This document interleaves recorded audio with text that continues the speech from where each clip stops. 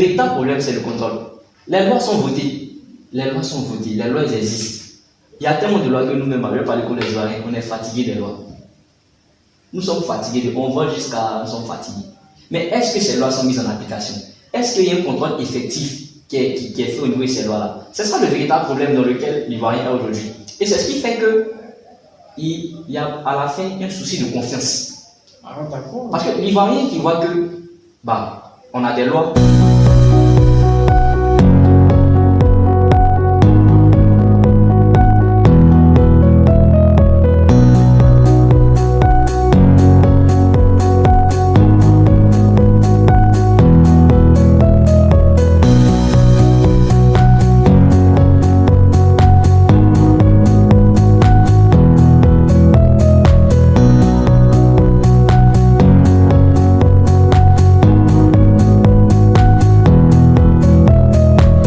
Alors bonjour à tous, bienvenue à ce podcast, le rendez-vous des champions.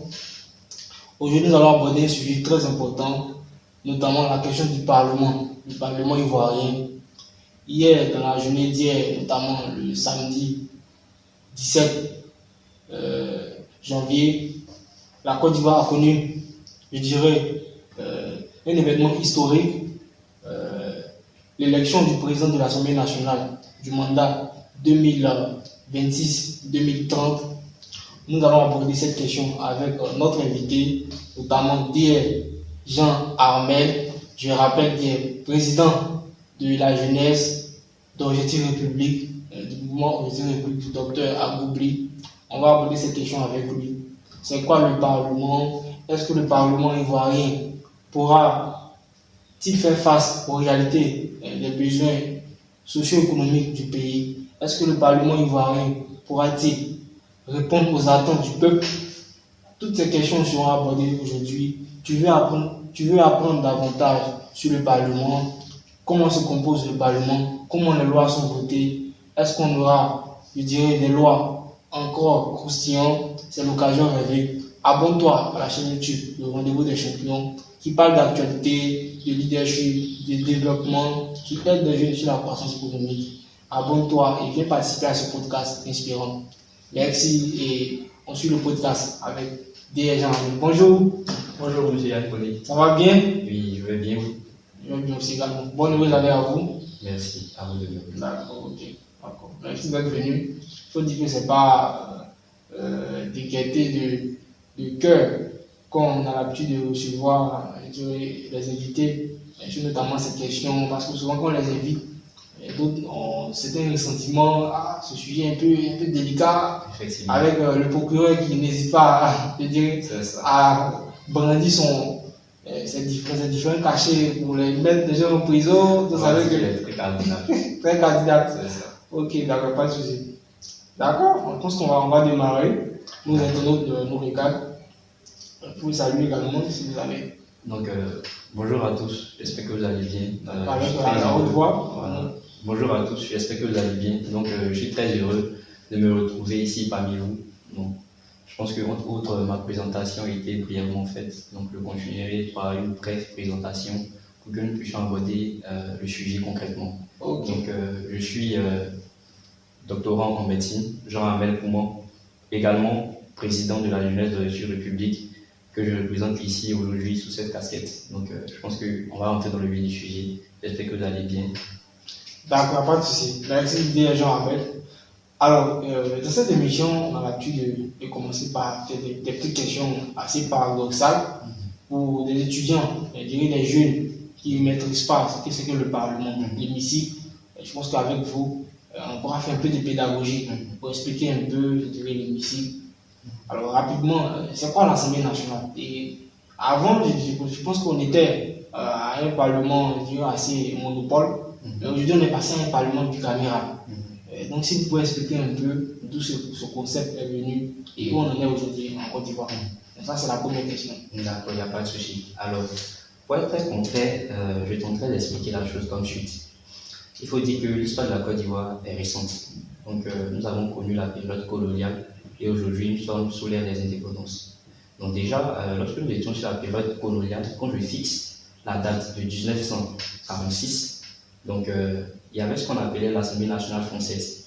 Donc, au niveau de l'Assemblée nationale française, il y avait des élus ivoiriens qui avaient le droit de siéger à l'Assemblée nationale française et qui pouvaient entre autres participer aux différentes décisions et quand même représenter le peuple ivoirien. Plus les temps avançaient, au niveau de 1952, nous sommes passés à ce qu'on appelle ou à ce qu'on appelait l'Assemblée territoriale de Côte d'Ivoire, où on avait des élus locaux qui eux aussi avaient l'occasion de prendre des décisions. Et c'est seulement sous l'ère des indépendances au niveau de 1960 que nous avons eu notre Assemblée nationale en Côte d'Ivoire. Donc ça, c'est déjà un pas notable et un pan dans l'avancée des choses en ce qui concerne le pouvoir législatif ici en Côte d'Ivoire. Et c'est seulement au soir de la révision constitutionnelle du 8 novembre 2016 que nous avons eu l'occasion d'avoir inscrit dans cette constitution certaines déclarations ou encore certains éléments normatifs qui donnaient la qualité au pouvoir législatif de se bicaméraliser, entre autres, si je peux dire ici, donc de se bicaméraliser. Donc on a eu la naissance du champ basse, qui est l'Assemblée nationale, et du champ haute, qui est le Sénat. Donc c'est ce champ basse qui constitue l'Assemblée nationale où on a des élus qui sont élus au suffrage universel direct et l'Assemblée et le Sénat qui est la chambre haute où on a des élus qui sont également élus au suffrage universel et d'autres qui sont nommés par le président de la République. Donc entre autres, voici un peu... Je crois que le président il nomme au moins 33 sénateurs. C'est ça. D'accord, c'est fait quand même beaucoup, hein. D'accord. Ok. Effectivement. C'est quoi votre commentaire? C'est quoi le fait qu'il nomme 33? Donc, d'abord, il faut partir, pour comprendre un peu cette notion, il faut partir du sens même du sénateur. D'aucuns diraient que des sénateurs ici en Côte d'Ivoire, ce n'est pas nécessaire. Parce que généralement, on a des sénateurs dans des États qui se veulent fédéraux généralement. Donc, quand vous me prenez un État comme les États-Unis et autres, c'est des États. Non, mais ici, on est dans une république. Effectivement. Il faut connaître aussi le rôle concret d'un sénateur. Le sénateur, c'est quoi son rôle en fait? On vous dira en autre qu'il permet de représenter encore les collectivités, mais aussi d'approfondir les projets de loi qui sont déjà votés à l'Assemblée nationale ou encore les propositions de loi au à l'Assemblée nationale. Donc, chose que les députés font très bien déjà, je pense. Donc, le rôle concret du sénateur. Attendez un instant. Je pense que le député, effectivement, il vote l'action gouvernementale, il consent l'impôt. Bon, je pense qu'il n'y a pas de cohérence entre le rôle du sénateur et le rôle du député. Ou bien, le sénateur, qu'est-ce qu'il fait de plus? Bon, le sénateur, lui aussi, il est dans sa mission, il est dessus le peuple. Qu'est-ce qu'il fait de plus? Bon, d'accord. Donc, vous pensez que les deux chambres sont assez trop suffisantes? Il faut. C'est ma lecture personnelle. D'accord. Parce que nous sommes d'accord que les sénateurs, il y a les salaires que chaque sénateur perçoit, il y a des avantages que chaque sénateur perçoit. Et cela est enlevé dans la poche du citoyen lambda. Nous sommes d'accord. Donc les 30... Attendez un instant. Donc vous pensez que les 30 millions d'habitants qu'on a... 32 maintenant. 32 maintenant, merci. Les 32 millions sont largement, je dirais, pas trop grands pour avoir deux chambres en Côte d'Ivoire. Si on a l'Assemblée nationale, c'est largement suffisant pour pouvoir, je dirais, travailler normalement avec une chambre. À minima, je dirais cela. Mais au plus, je dirais qu'il faut que le rôle du sénateur puisse aller au-delà de celui du député ou encore se disjoindre de celui du député. C'est cela que je dirais en fait. Donc il faut que les sénateurs aient un rôle qui soit bien défini et qu'on sente l'impact réel du Sénat au sein de la vie des populations. Donc, à contrario, vous êtes pour la dissolution du Sénat? Non, mais je pense que nous sommes là aussi pour vous entendre. Effectivement. Vous êtes pour la dissolution du Sénat. Pour moi, il faut garder l'Assemblée nationale. Je ne dirais pas que je suis pour la dissolution du Sénat, mais je dirais plutôt que pour moi, dans notre contexte actuel et au vu des besoins actuels du peuple, un Sénat n'est pas la chose essentielle. Donc, c'est qu'il faut la dissoudre pour l'instant, vu que c'est pas. Allez dans le but en haut pour hein. Ici, on se libère, on vient pour. Moi, ce n'est pas la chose essentielle actuellement, ça ne répond pas aux besoins des populations. D'accord, c'est bien, monsieur Kouman, il n'y a pas de souci, d'accord. Alors, comme j'avais dit au départ, dans mes propos, le samedi dernier, le samedi 17 janvier, la Côte d'Ivoire assisté à, je dirais, à un événement marquant de l'histoire du pays, notamment l'élection d'un nouveau président de l'Assemblée nationale, en l'occurrence l'ancien Premier ministre, M. Patrick Kachi. Bon, pour ceux qui ne le savent pas, je vais faire un petit rappel. M. Patrick Kachi était Premier ministre de la République de Côte d'Ivoire sous le mandat du président de la République.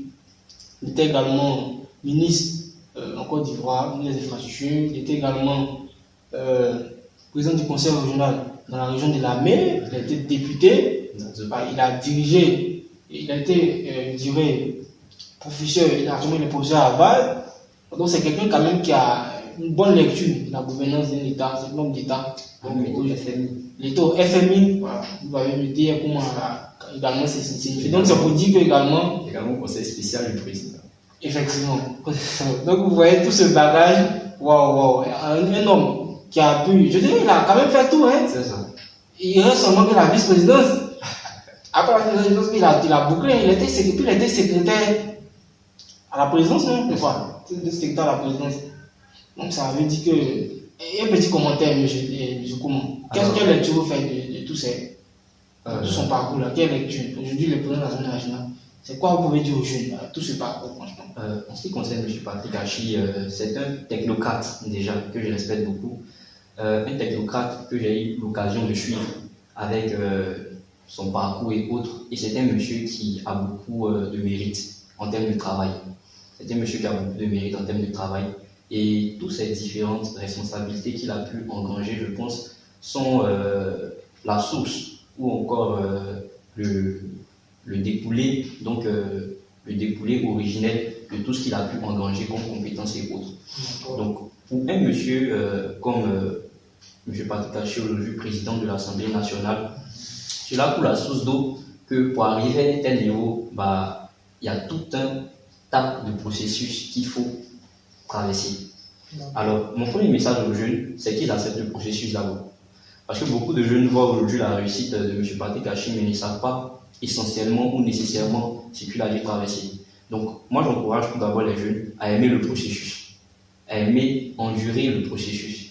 Moi, j'ai une fois assisté à une allocution de M. Patrick Kachi qui expliquait un peu comment est-ce qu'il est parti, comment est-ce qu'il a fait l'école dans son village, au niveau de sa région, et puis de comment ça s'est passé. Donc, l'histoire n'est pas toute rose, mais avec du travail, tout est possible. Ensuite, en ce qui concerne. Moi, j'ai cru entendre qu'il a échoué, hein. Qu'il a repris, il a une classe, sur 1, sur 2, qu'il a. Aujourd'hui, c'est retour. Donc, le président de l'Assemblée nationale, donc le chef n'est pas une fatalité, effectivement. Un peu tout, avec de la constance du travail et de l'effet cumulé. D'accord. Ensuite, en ce qui concerne son élection au sein de l'Assemblée nationale, je ne sais pas si vous allez me donner l'occasion en même temps de m'exprimer là-dessus. Déjà, moi je peux dire que lorsque j'ai appris qu'il serait candidat du rassemblement des oufétistes, pour moi, comme pour beaucoup d'autres analystes politiques et lecteurs politiques, on a tous su qu'il serait sans doute le prochain président de l'Assemblée nationale. On connaît un peu le contexte de la chose. Déjà, on a des élections qui sont passées, 21 mars, donc plutôt mars 2021, avec le RHDP qui sort de ces élections, où il y a eu 37,9% de participation du peuple ivoirien. Le RHDP qui s'en sort avec 139 sièges, contre, je pense, le PDC et ses alliés, 50 sièges, et puis le FPI, 1 siège. Donc, le RHDP a la majorité à l'Assemblée nationale au pouvoir législatif. Et on repart pour des élections qui sont déroulées plus dernièrement, le 27 décembre 2025. Et le RHDP augmente encore son nombre de sièges avec 193 sièges. Donc il gagne encore des sièges. Et le PDC qui diminue de sièges, je pense, à 32, 33, je crois, 32 ou 33 sièges comme ça. Donc quand on part sur cette base, avec, je pense, 21 indépendants, donc avec le reste qui sont un peu démarqués, donc on a 255 sièges. Donc quand on part sur cette base, on arrive au niveau d'élection où on est face à un pouvoir comme le RHDP qui est bien établi, qui est bien assis comme ça, la lecture pour tous les analystes comprendront très, très certainement que la victoire ne pouvait être que pour les candidats. Puis quand vous regardez les résultats, on avait 253 votants. Donc 253 votants il y avait 2 bulletins blancs, 251 suffrages exprimés. M. Patrick Kachi obtient la majorité avec 215 voix. Ce qui veut dire qu'en plus des députés, il y aura ce mot fouettiste. Il y a des députés, peut-être des députés indépendants, puisqu'on ne voit pas qui ont dû également suivre voilà, ce monsieur. D'accord, mais je pense que c'est démocratique hein, sa victoire. Mais est-ce que vous pensez que les élections législatives tout récemment ont été biaisées dans le processus, toute la chaîne des valeurs? Vous pensez qu'il y a des cas, parce que l'Odora Sentimouko avait dit qu'à son niveau aussi, il n'était pas d'accord avec les résultats, malgré le retour du Conseil constitutionnel qui a dit qu'il a perdu. Il y a des opposants aussi qui disent non, à leur niveau, il y a eu des controverses. Est-ce que vous pensez que l'élection législative du 27 décembre a été biaisée dans certaines formes? Je me petit sourire là, je suis le coin de vous poser cette question. Alors, pour répondre à cette question, je dirais tout simplement que c'est bien dommage. Pourquoi je commence par c'est bien dommage? Pour moi, les élections ne doivent pas être un moment de méfiance. Et c'est ce que nous voyons ici en Côte d'Ivoire depuis des années. À chaque fois qu'il y a des élections, il y a de la méfiance. Il y a toujours des histoires derrière, comme quoi il y a des histoires de biais et autres. Et c'est bien dommage. Donc j'ai bien commencé par ça. Ensuite, je ne pourrais m'exprimer réellement sur le fait qu'il y ait ces biais-là qui existent. Mais il y a toujours ces bruits-là. Je ne suis pas, je ne suis pas observateur au niveau des élections. Je ne suis pas aussi dans la commission. Vous êtes citoyen électorale. Vous avez votre mot à dire. Effectivement, j'ai mon mot à dire. Donc j'ai envie, je viens à mon mot à dire. Donc j'étais disant que je ne suis pas observateur ni membre de la commission électorale pour pouvoir concrètement affirmer que ces biais-là existent. Mais comme j'ai dit, il y a toujours ces bruits de couloir. M. Assaï Chomoko, qui est un honorable, qui est beaucoup respecté, connu ici en Côte d'Ivoire, qui de nombreuses fois a prouvé qu'il était prêt et qu'il était capable de défendre le citoyen ivoirien sous toutes ses formes, à travers des affaires qu'il a lui-même menées, des vérités qu'il a lui-même dévoilées. Donc aujourd'hui, quand on voit un tel monsieur qui se plaint de biais au niveau des résultats dans sa circonscription, nous ne pouvons que nous poser des questions.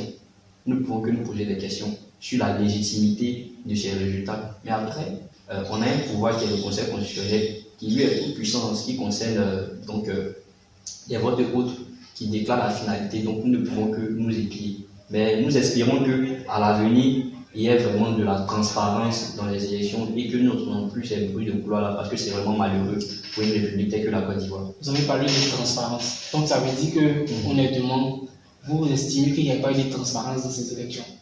Moi j'estime que, je ne dirais pas qu'il n'y a pas eu de transparence, mais je dirais que la transparence n'est pas totale. Vous savez, la transparence n'est pas totale. Effectivement. Moi je pense que c'est une remède de la transparence. Donc il y a toujours des imperfections qu'on peut tenter de parfaire en écoutant, en discutant, en parlant concrètement avec les autres.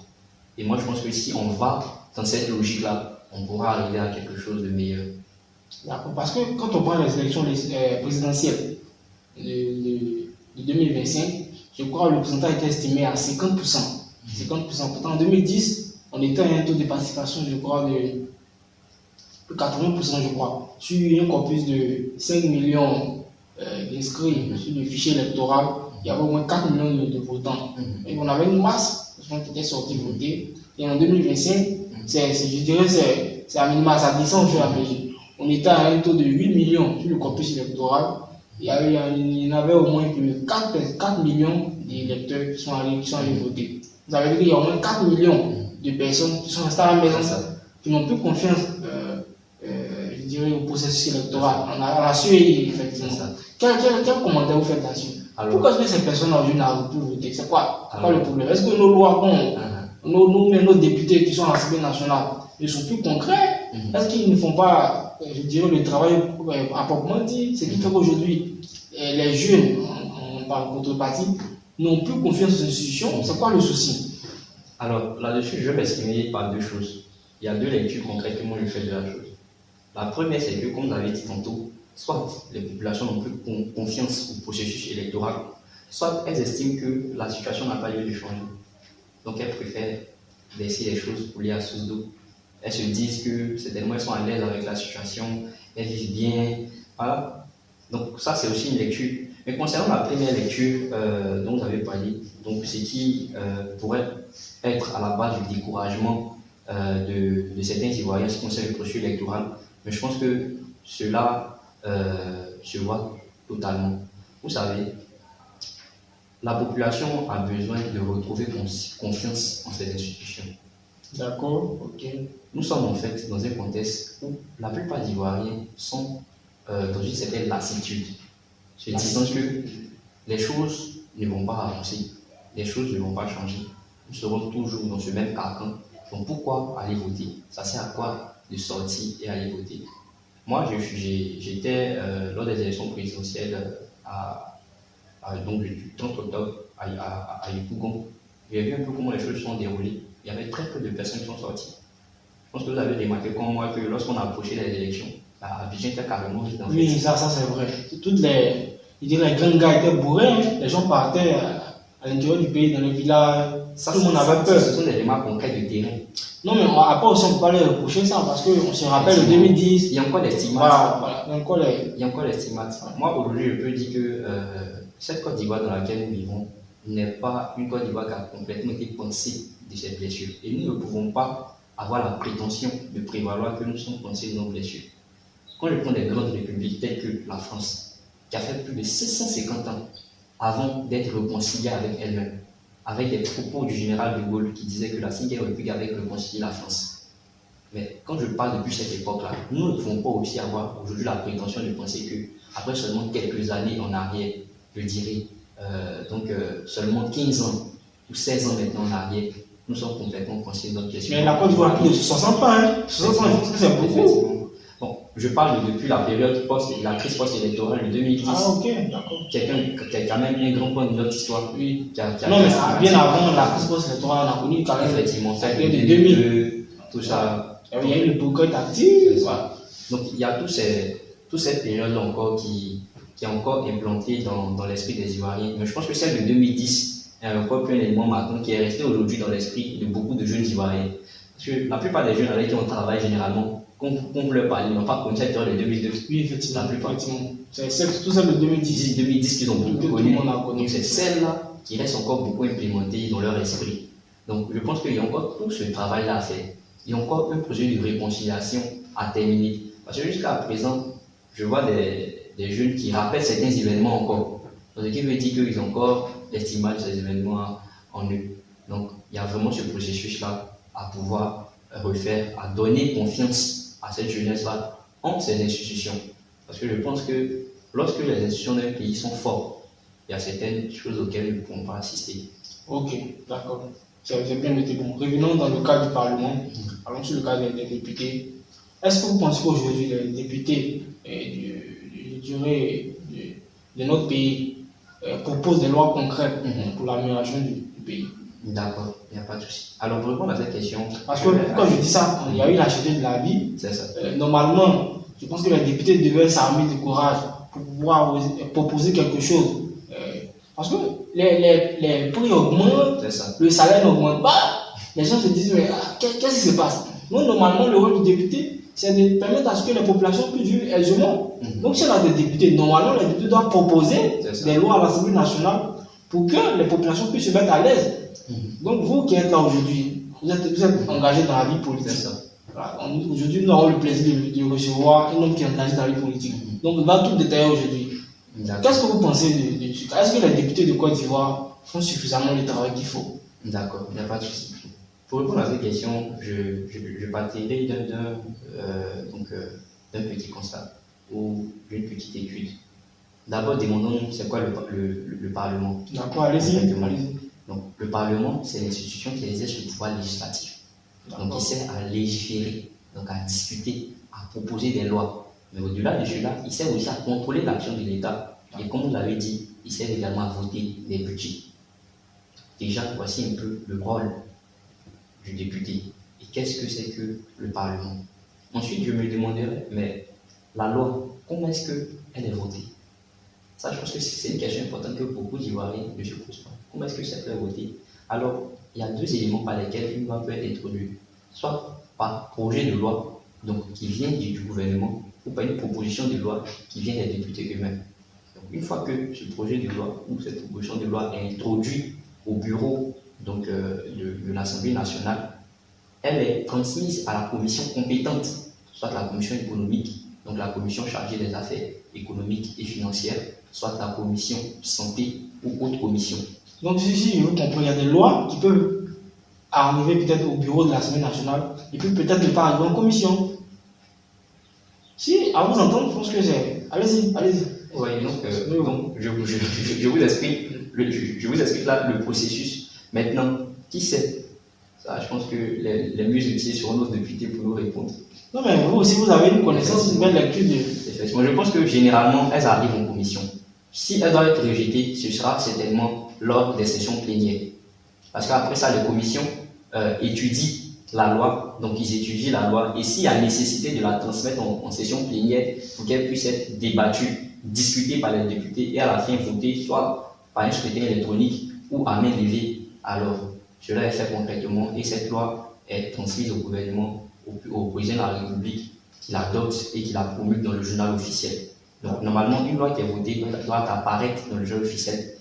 Voici pourquoi vous connaissez comment l'adage qui dit « nul n'est censé ignorer la loi ». Parce qu'on considère qu'une loi votée doit être mise dans le journal officiel et elle doit être à la connaissance de toutes les populations. Mais aujourd'hui, on se retrouve dans un cas où il y a un problème,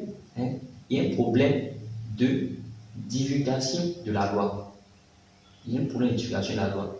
Combien de citoyens savent aujourd'hui que les lois sont retrouvées dans le journal officiel? Combien de citoyens savent aujourd'hui que les différentes lois que votent les députés doivent être retrouvées au niveau du journal officiel et qui doivent aller lire pour s'y intéresser? Parce qu'aujourd'hui, on a l'impression que l'Assemblée nationale est fermée aux citoyens. Pourtant, lorsque on rentre dans la République, ce n'est pas une des principes fondamentaux de la République. Mais M. Kouman, je vous arrête un instant. Mais le samedi 17 dernier, l'élection du président de l'Assemblée nationale, ça a été en direct. Effectivement. Mais à vous entendre, on a l'impression que on ne partage pas les débats à l'hémicycle. Il y a un problème avec ce que vous dites. Vous voyez, c'est une élection qui a été faite, ce n'est pas un débat. Ah, ok. On est d'accord. Celle qui a permis d'élire l'ancien président de l'Assemblée nationale, le président du Togo, mais elle a été diffusée également. Donc, les votes dans ce sens-là, donc les présidents de l'Assemblée nationale sont diffusés. Mais est-ce que les débats à l'hémicycle sont diffusés? Est-ce que nous savons concrètement quels sont les députés qui votent telle ou telle loi? Je pense que la transparence aussi s'inscrit à ce niveau-là. Donc, il faut vraiment une transparence à ce niveau. Quand vous prenez dans la Grèce antique, mais les questions qui concernaient la cité étaient débattues au sein donc, de la cité, pas dans un cercle fermé, mais c'était sur la place publique qu'on débattait de ces questions-là. Est-ce que vous voyez un peu? Je pense que l'hémicycle est ouvert aussi aux citoyens. Mais combien de citoyens savent cela? Combien de citoyens savent cela? Non, il n'y a pas de retransmission. Il n'y a pas de retransmission de l'État. Sur nos canaux de. Effectivement. Combien de fois vous avez assisté à des sessions plénières où des lois sont en train d'être débattues? Combien de fois vous avez assisté à des sessions où je pense qu'en France, ça se fait. Ça se fait. Effectivement. Dans les grandes démocraties, ça se fait. Dans les grandes démocraties, ça se fait. Et c'est ce qui est normal. Parce que le citoyen qui vote son député doit pouvoir avoir l'occasion de voir ce que ce député que j'ai voté là fait là-bas à l'Assemblée nationale. On est d'accord? Parce qu'il y a aussi un grand problème. Il y a un souci aussi de démission de certains députés de l'Assemblée nationale. On a certains députés qui sont élus à l'Assemblée nationale et qui participent que rarement aux sessions plénières. Donc ils ne parlent pas. Mais je pense que ce n'est pas juste pour le citoyen qui, lui, transmet son pouvoir, donc transmet sa confiance à un député. Donc, je pense que ces sessions-là doivent être diffusées, doivent être retransmises aux citoyens. Et même au niveau des différentes lois, on doit pouvoir savoir, lorsqu'une loi est votée, quels sont les députés qui ont voté pour cette loi et quels sont les députés qui ont voté contre. Je pense que c'est non, mais je pense que le scrutin il est personnel. Est-ce qu'on peut savoir les députés qui ont voté pour ou contre? Le député qui est élu, c'est moi qui lui ai transmis mon pouvoir. À quel moment est-ce qu'il devient personnel si je lui transmets mon pouvoir? C'est aussi mon pouvoir. Lorsqu'il vote, c'est mon vote en fait. C'est parce que je ne peux pas aller voter directement là-bas que je lui transmets mon pouvoir pour aller voter. Mais quand il vote, c'est pas son vote, c'est mon vote. Donc il doit pouvoir savoir ce qu'il a voté. C'est pas si vous voyez un peu le principe. Je vois. C'est ça en fait. Lui, il représente le peuple. C'est ça. Il me représente. Donc il ne peut pas faire un vote et puis il va dire que il s'agit de son vote, non, c'est personnel. C'est pas personnel, c'est mon pouvoir que je viens déléguer. D'accord, M. Kouman, vous avez bien expliqué. Mais je pense qu'on n'est pas répondu à ma question. Vous avez bien expliqué. Je dis, concernant la cherté de la vie, est-ce que les députés ont eu à proposer quelque chose, je dirais une loi, pour améliorer les conditions de vie des populations? Vous savez, les lois sont votées à tout moment. Je vous donne par exemple l'exemple de 2022. En 2022, on a eu près de 65 lois qui ont été votées. 65 nouvelles lois qui ont été votées, dont des lois concernant la cherté de la vie. Une fois que ces lois sont votées, pour les jeunes, pour faire un peu de pédagogie, où est-ce qu'on peut retrouver ces lois? C'est quoi? C'est un document? On les a dit dans le journal officiel. Mais à part le journal officiel, il n'y a pas un document, je dirais comme la Constitution, où on peut retrouver ces lois-là, ou c'est dans le code électoral, mais c'est quoi? La Constitution de notre pays, c'est un peu comme la Bible de notre pays. C'est une loi, c'est la loi fondamentale. Effectivement, donc on ne peut pas y ajouter des lois comme ça. Donc il y a des lois qui sont déjà, et moi je conseille à chaque Ivoirien d'avoir la Constitution de son pays. Moi je l'ai en électronique, je l'ai aussi en physique, la Constitution. Parce que c'est la Bible de notre État qui nous permet de savoir qu'est-ce qui est véritablement inscrit dans notre vie quotidienne. Donc ça c'est une partie. Effectivement. Ces lois dont vous parlez, elles sont retrouvées dans le journal officiel. Vous comprenez? En 2020, près de 65 lois ont été votées. Mais le véritable problème, c'est pas est-ce que ces lois sont votées, c'est est-ce qu'elles sont mises en application. C'est ça le véritable souci, la véritable question à se poser. Sinon, des lois sont votées à tout moment. Mais c'est dans la mise en application des lois qu'on retrouve un véritable souci. Donc vous pensez que les lois ne sont pas mises en application? Elles ne sont pas totalement mises en application. On le voit dans notre vie quotidienne. Est-ce que vous avez des exemples de lois ou bien vous n'avez pas des exemples? Non, des exemples de lois. Je vous donne par exemple la loi numéro 2019-870 du 14 octobre 2019 concernant l'inclusion, l'égalité et autres au sein des partis politiques, qui a consacré le fait qu'au sein des partis politiques ou encore au sein des listes pour certaines élections, donc régionales, municipales, législatives et sénatoriales, il fallait avoir 30% de femmes au moins. Mais ce n'est pas toujours que c'est respecté au niveau de certains partis politiques. Ce n'est pas tout le temps respecté. Non, mais si les femmes, elles ne viennent pas au scrutin, on peut les forcer. Ça, c'est un point de la chose. Non, je ne suis pas d'accord avec ça. Et si les femmes viennent? Les femmes viennent. Les femmes s'inscrivent. Et si les femmes viennent? Bon, très souvent, les femmes aussi ne s'intéressent pas à la politique. Bon, ça aujourd'hui, c'est vous qui le dites. Mais il y a certaines femmes qui ne sont pas d'accord avec ça. Ça, c'est vrai que c'est un point de la chose. Mais il y a quand même des femmes que je connais très engagées en vie politique, comme Madame la Présidente Simone Yves Babou. Donc des femmes très engagées comme elle, qui sont aujourd'hui prêtes à relever le défi, qui sont aujourd'hui prêtes à porter le flambeau de la gente féminine. Donc, il y a des lois comme ça qui sont votées, mais dans la mise en application, il y a des freins. Et ça, je dirais que c'est aussi un souci au niveau de l'Assemblée nationale. Est-ce qu'il y a un suivi concret des lois qui sont votées? C'est ça la question qu'il faut se poser. Il n'y a pas une commission de contrôle? On vote des lois. Bien sûr, il y a des commissions de contrôle. Mais est-ce que ces commissions font leur travail? C'est pour ça que j'allais en venir. Le problème, ce n'est pas qu'il y ait des commissions au sein de l'Assemblée nationale. Le point, c'est est-ce que ces commissions fonctionnent vraiment? Est-ce que ce n'est pas que des commissions? Non, mais vous entendez dans l'impression que rien ne fonctionne? Non, il y a forcément des éléments qui fonctionnent. Faut pas faire aujourd'hui, nous nous retrouvons ici pour faire la satire de l'Assemblée nationale. Sinon, effectivement, il y a des éléments qui fonctionnent. Mais je disais tout à l'heure que nous sommes en œuvre humaine, et en œuvre humaine, rien n'est parfait. Il y a toujours des éléments à apporter et des améliorations à faire. Ok, d'accord, c'est bien noté. Alors parlons des jeunes. Je pense que parlons maintenant des jeunes au niveau de l'Assemblée nationale. On a vu tout récemment l'élection des députés. Et selon les statistiques, on a vraiment des jeunes. Je ne dis pas qu'ils sont nombreux, mais on a vu quand même de la nouveauté avec, je salue au passage le député Alassane Diakité au niveau de Divo. On a eu également d'autres femmes. Est-ce que vous pensez qu'aujourd'hui, les jeunes, au niveau du Parlement, est-ce que les députés aujourd'hui, la question du député intéresse les jeunes? Ah, moi je veux être député. Est-ce que vous pensez qu'aujourd'hui, quand vous regardez les jeunes aujourd'hui, le Parlement, l'hémicycle intéresse les jeunes? Parce que quand on regarde aussi, avec les dernières élections, il y a quand même un bon nombre de jeunes qui sont allés compétir. Avec mon grand frère aîné, Thierry, qui s'est présenté. Il y a eu aussi également mon frère aîné Bon, je vais être le nom pour ne pas susciter beaucoup d'intérêt. Voilà. Mais je dirais aujourd'hui, on a quand même assez de jeunes qui se présentent voilà, pour ces élections législatives. Est-ce que vous pensez qu'aujourd'hui, quand vous regardez ça, c'est quand même suffisant ou bien on sent qu'il y a une montée de jeunes qui veulent aller à l'Assemblée, pour aller porter aussi la voix du peuple? C'est quoi votre commentaire là-dessus? Moi, je suis déjà très satisfait de ce que je vois. Pourquoi je dis cela? Quand on repart aux élections de mars 2021, à la fin de ces élections, nous avions que un jeune député qui avait entre 25 et 30 ans. Et des députés de moins de 40 ans, on n'en avait que 7. Donc on avait 8 députés qui étaient, on va dire, relativement jeunes, ce qui équivaut à un pourcentage de 3%, comme ça, au niveau des députés jeunes. Et on se retrouve aujourd'hui en 2025 où il y a eu l'élection le 27 décembre 2025. Moi j'étais agréablement surpris. Les jeunes ne disent plus seulement je veux être député, ils posent des candidatures. C'est un pas fort qu'il faut noter. Vous savez, la situation des jeunes ne sont plus dans le verbe, ils sont dans l'action. Effectivement, ils posent des pas forts, ils déposent la caution, ils posent la candidature. Pour moi, c'est déjà un très grand pas. Oui, j'aimerais saluer Jean-François Kwasi, qui a eu le courage d'aller aux élections présidentielles. Wow, moi j'étais fier. Il est rentré parmi les gars. Franchement, c'est fort en fait. C'est fort. Parce que c'est des pas en fait significatifs qu'ils posent. Ils ne disent plus juste qu'on veut être député, ils ne disent plus juste qu'on veut notre place. Ils partent au combat, ils partent à la chasse, ils partent chercher leur place. Et pour moi, c'est déjà très important. Vous savez, la situation des jeunes au Parlement n'est pas que,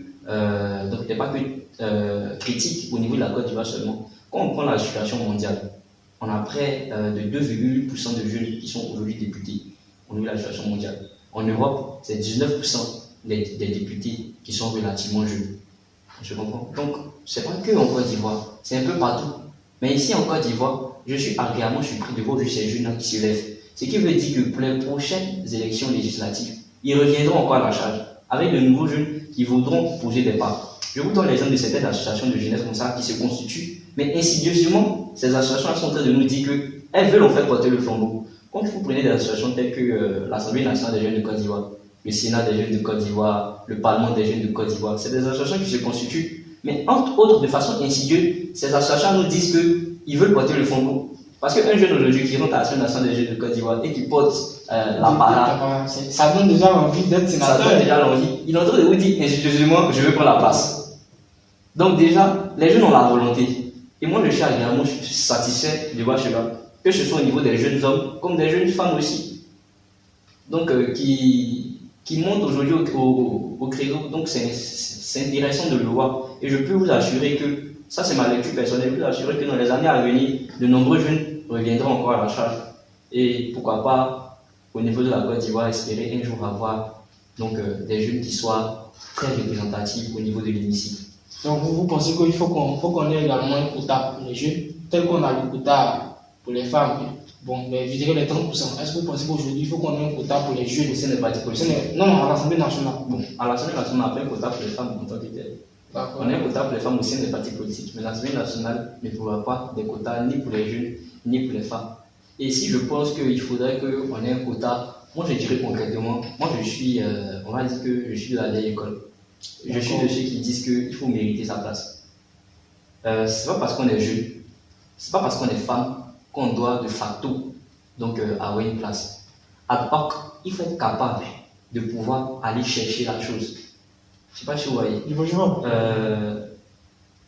Donc, Alma Ate, ce qui signifie donc en latin, l'école dans laquelle nous avons appris, nous enseigne la persévérance. Donc, nous enseigne la persévérance, la combativité. Donc aujourd'hui, les quotas peuvent être fixés. On peut dire au niveau de l'Assemblée nationale, on donne 3% de place aux jeunes, combien de pourcents, 10%, je ne sais pas. Mais ce sera une manière de faire la part belle à la jeunesse qui, pour moi, a assez de vigueur pour aller prendre sa place. Après, on me dira qu'il y aura certainement le souci de financement et autres. Là-dessus, moi, je serais d'accord qu'on me dise que des lois puissent être votées pour aider financièrement des jeunes hommes ou des jeunes femmes qui souhaitent aller compétir. Donc, lorsque ces lois-là sont votées, donc des lois de financement pour ces jeunes-là pourraient leur être un appui considérable afin qu'ils puissent aller chercher leur place à l'Assemblée nationale. Et pour dire qu'il faut fixer des quotas pour les jeunes, je dis, ce n'est pas forcément ce qu'il faut. Donc, en gros, la jeunesse doit aller chercher ce qui leur appartient. Si je pense qu'il mérite la place d'un député, c'est à lui de trouver les stratégies pour aller chercher. Il faut faire le combat. Il faut aller au combat pour mériter sa place. D'accord, ok, c'est bien noté. On va évoluer. Alors, parlons maintenant de la question du budget. Vous avez parlé que les députés aussi votent le budget à l'Assemblée nationale. Est-ce que vous pensez qu'aujourd'hui, les budgets qui sont attribués à nos ministères aujourd'hui sont équivalents? Est-ce que c'est budgétivore? Ou bien il y a certains ministères qui en ont trop, qui en ont assez, et d'autres ministères n'en ont pas suffisamment? Bon, je vais aller directement dans le cas de l'éducation nationale. Voilà. Parce qu'au lieu de dire les ministères, je pense qu'avant, je suis un ministère assez concret, moi qui m'intéresse particulièrement parce que je suis jeune et les jeunes aussi s'intéressent au niveau du ministère de l'Éducation nationale. Est-ce que vous pensez que le budget accordé au ministère de l'Éducation nationale est largement suffisant ou bien il faut encore l'améliorer? Tenons compte, je dirais, des progrès et des ambitions que le ministère de l'Éducation nationale a au niveau des Jeux de Côte d'Ivoire. Je suis très heureux que vous abordez la question de l'éducation en Côte d'Ivoire. Non, j'allais en côté. Il y a pour moi un point essentiel. D'accord. Mais ça, c'est pas partie du rôle du député. C'est ça. De contrôler ça. C'est ça, effectivement. Vous savez, Nelson Mandela disait que l'éducation est l'arme la plus puissante pour changer le monde. Et aujourd'hui, dans toutes les sphères de notre vie, je vais vérifier. Le budget de l'année, donc de la nouvelle année, a été voté. On était encore en décembre 2025 lorsqu'il a été voté. Donc, ce budget est voté par la loi des finances, qui est une loi organique, donc qui est encadrée dans la Constitution. D'accord. Ce budget équivaut à 17 350,2 milliards, Wow. soit une hausse de 13% comparativement au budget de l'année 2025. Wow. Donc, il y a eu une hausse au niveau du budget global même de l'État. Donc, il y a un budget qui est attribué à tous les ministères. Non, mais les 13% ont été répartis. Il y a eu une répartition. Il y a une répartition. Donc, les 13% depuis, il y a une répartition. Donc, il y a le budget de l'éducation, donc du ministère de l'Éducation nationale qui est attribué, qui je pense est un très bon budget. Moi, je pense que le financement a toujours été mis au niveau de l'éducation nationale. On a toujours beaucoup financé l'éducation nationale. Quand je prends par exemple en France, le budget du ministère de la Culture, je prends le ministère comme ministère de la Culture en France. Mais je vais éviter de citer le nom de certains pays. Mais ce budget équivaut au budget de l'année de certains pays. Ah bon? J'éviterai de citer le nom de deux pays. Uniquement que le ministère de la Culture en France. Waouh! Le budget équivaut au budget de l'État de certains pays, ici en Afrique. C'est pour vous dire à quel point il faut investir dans la culture et dans l'éducation. Quand vous partez sur le portail du ministère français, regardez, quand vous partez sur le portail, vous allez voir sur la page, ils ont mis nos valeurs. Aujourd'hui, moi je pense qu'il y a des valeurs qu'il faut inculquer au niveau de l'école ivoirienne. Le véritable souci, la question qu'on doit se poser, c'est comment est-ce que le budget attribué à l'éducation ivoirienne, donc à l'éducation ivoirienne, est utilisé et est redistribué. Parce qu'aujourd'hui, nous sommes devant les faits. Est-ce que concrètement, on pense que les jeunes élèves aujourd'hui qui sont en classe, donc de première, de terminale, sont compétitifs par rapport à ce qu'on avait avant? Est-ce qu'on ne pense pas qu'il y a une dégradation de l'école ivoirienne, une détérioration de l'école ivoirienne? C'est vrai, il y a des avancées qui ont été faites, des écoles qui ont été construites et autres, mais on a encore un gros manque, surtout poussé de l'intérieur du pays, dans des zones reculées. Moi, je crois que j'ai une région tout récemment où le BPC n'a pas été, je dirais, adéquat. Hein. Les résultats qu'on a eu 4% d'admis, 4 admis sur comme vous avez des régions où il y a des salles qui sont bondées, des élèves qui font cours à debout, d'autres qui font cours à même le sol, où il n'y a pas de table banc. C'est ça la question que je posais. Parce que la Côte d'Ivoire, ce n'est pas qu'Abidjan. Ce n'est pas qu'Abidjan. Il y a une véritable plan de décentralisation, même à ce niveau encore. Non, mais je pense qu'à Côte d'Ivoire, c'était pareil aussi. C'est ça. À Côte d'Ivoire, on a eu ce même cas, je ne me rappelle plus l'année. Parce que les élèves se sont plaints également qu'il y avait encore des tables bancs. Il y a encore du travail à faire. Donc, vous pensez que le budget accordé au ministère de l'Éducation nationale est largement suffisant, mais le travail n'est pas tout aussi parfait?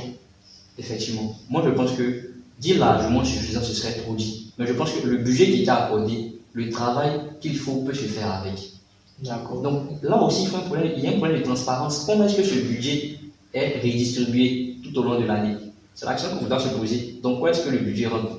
Qu'est-ce qui est fait concrètement avec le budget? Je pense que ni vous ni moi avons une information concrète à ce niveau. Moi, il m'arrive d'aller sur le portail des différents ministères pour voir un peu comment est-ce que les choses sont faites, mais on ne perçoit pas ces éléments-là là-bas. Ah Donc, bon? je pense que ça peut être un élément de Le transparence. programme complet de l'année, bien sûr. Le programme complet de l'année peut bien évidemment y être, mais quelles sont les sommes qui sont attribuées à chaque élément, à chaque activité? Je le dis depuis le début, tout cet argent qui est utilisé, c'est votre argent, c'est mon argent. À travers l'argent du contribuable. C'est l'argent du contribuable.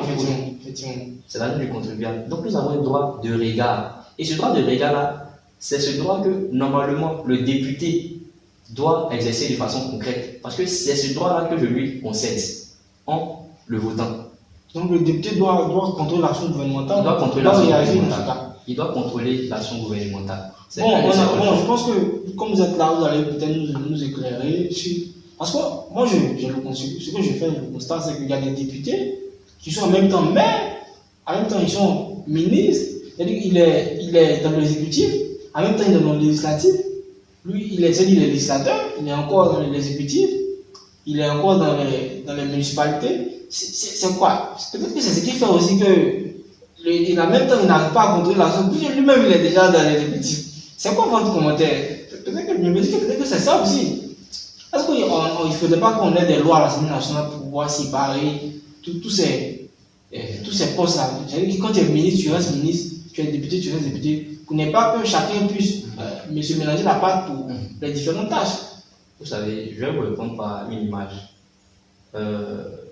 Dans la Grèce antique, donc dans la mythologie grecque, tout le monde connaît le dieu Zeus. Oui, donc, effectivement. Zeus, qui était le roi des dieux, avait un tout pouvoir. Et Zeus, il arrivait qu'il concédait à certains dieux tels que Héra, tels qu'Athéna, tels que Hermès, donc de contrôler ce qu'il faisait, de tempérer son pouvoir et même de lui donner des suggestions sur certaines actions qu'il faisait.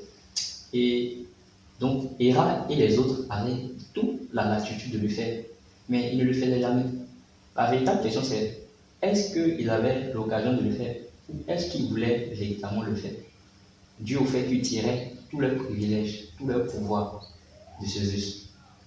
Donc, le véritable souci ici, ce n'est pas une question de est-ce qu'il peut le faire, c'est une question de ce qu'on appelle le devoir d'ingratitude. La capacité d'avoir une maturité démocratique, une maturité institutionnelle.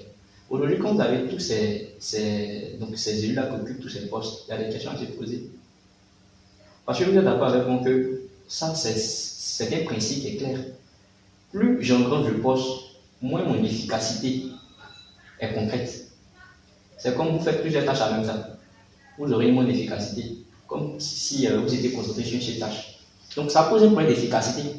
Mais on n'a pas de loi qui séparent. Il n'y a pas véritablement de loi. Ah, okay. Donc ça, c'est des éléments auxquels on peut réfléchir. Mais le véritable problème, c'est est-ce que ça va arranger ceux qui vont voter ces lois? Non, mais ce sont les députés qui sont le peuple. Normalement, ils doivent pouvoir proposer ça. C'est même députés là qui sont en même temps maire. Bon. Est-ce que ça l'arrange de voter cette loi? Vous savez, est-ce que vous savez que quand on est député, lorsque je suis député et je perds mon titre de député, pendant un certain temps encore, après que j'ai perdu mon titre de député, je perçois toujours mon salaire de député. Ah bon? Et ça a été voté à l'Assemblée nationale. Ah, d'accord. Okay. Donc, aujourd'hui, même ceux qui ne sont plus députés, pendant un certain temps, percevons encore un salaire et certains avantages. Pourquoi un élu auquel j'ai retiré ma confiance doit continuer à bénéficier de mon argent? C'est l'argent du contribuable.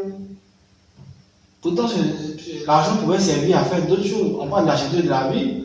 Il faut régler ça. D'accord, il n'y a pas de souci. Merci pour vos éclairages sur la question. Je pense qu'on va progresser. J'ai une autre question. Est-ce que vous pensez qu'aujourd'hui, l'opposition ivoirienne, notamment le PDC, je dirais qu'il y a encore des sièges à l'Assemblée nationale? 32 sièges. 32 sièges. Un parti. Est-ce que ce PDCI là encore, je dirais le PDCI comme les années 60? Parce que vraiment, avec tout ce qui s'est passé, on a l'impression qu'aujourd'hui, on n'a plus d'opposition. Il n'y a que le RHDP. Pourtant, les débats, il faut quand même l'opposition pour pouvoir dire, proposer des choses alternatives, pour qu'on puisse débattre, pour qu'on puisse. On sent qu'il y a une république au monde qui bouge. C'est ça aussi la beauté de la politique. C'est ça. Voilà. Est-ce qu'aujourd'hui, à l'état actuel, vous pensez que. Parce que, n'oublions, bon, comme vous avez rappelé que le parti est majoritaire à l'Assemblée nationale. Donc, c'est fort probable que les lois en faveur du RHDP vont largement circuler. Parce que le parti est majoritaire. Est-ce que vous pensez qu'aujourd'hui, on doit parler encore d'opposition dans notre pays? Bien sûr, bien sûr. Moi, je ne dirais pas qu'on parle de l'opposition, parce qu'il n'y a pas qu'une opposition, il y a des oppositions. Ok. Donc, il y a plusieurs oppositions. Non, mais j'ai pour le cas du PDCI, parce que c'est eux qui sont à l'Assemblée nationale. C'est eux la majorité. Il y a aussi vous-même, on ne le voit pas là-bas. Et donc, songez à ce que c'est le temps. Est-ce que vous avez des candidats pour les législatives de 2027? Nous avons eu des candidats, mais concrètement, il y a eu certaines choses en interne dans lesquelles je ne vais pas rentrer, mais sachez que nous avons eu des candidats. Et même les municipales, les municipales, nous aurons également des candidats. Pour 2027? Oui, les municipales à venir, nous aurons des candidats. D'accord, ok. Donc, c'est bien, allez-y. D'accord, donc en ce qui concerne le PDCI, comme je l'ai dit tantôt, le PDCI a encore 32 sièges. Est-ce qu'on peut parler encore d'une certaine opposition du PDCI?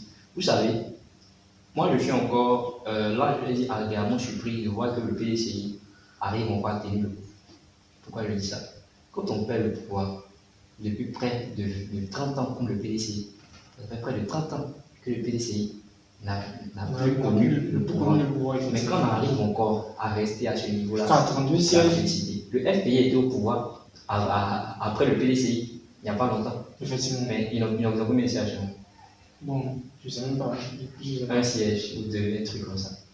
Le FPI. Donc vous voyez, d'autres me diront que Babou n'est plus au FPI, c'est ce qui occasionne ça, mais ça reste quand même facile à diriger la Côte d'Ivoire. Mais un PDCI qui arrive encore à tenir le coup, je pense que le PDCI a encore de très belles choses à nous présenter.